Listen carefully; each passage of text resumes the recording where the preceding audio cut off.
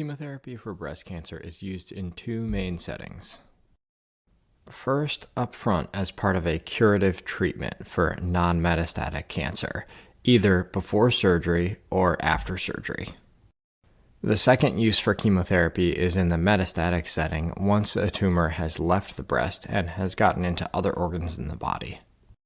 To be clear, not all patients develop metastases, and so therefore not all patients who get chemotherapy experience it in both of these scenarios. The idea is to use chemotherapy up front to prevent the second metastatic scenario from ever happening. To illustrate the use of chemotherapy as part of a curative upfront treatment, let's look at a woman who has a large tumor in the breast. It's large enough that its removal immediately would require probably a mastectomy because it's too big for a lumpectomy to leave a reasonably good cosmetic result.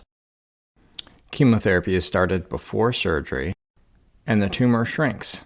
Sometimes this allows for a lumpectomy instead of a mastectomy, but it also gives a good trial of chemotherapy to see how that tumor responds to treatment in that patient.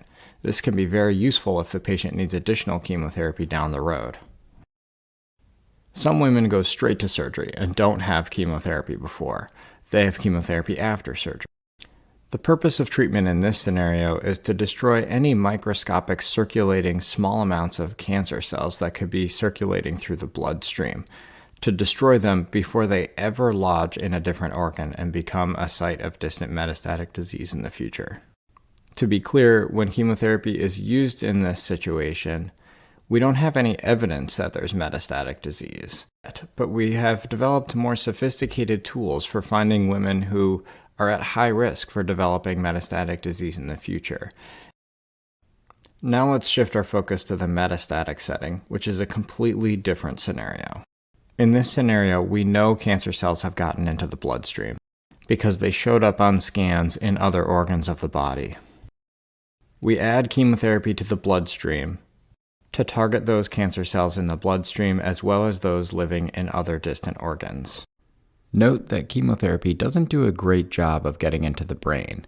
For that, we use targeted radiation therapy for a problem called brain metastases.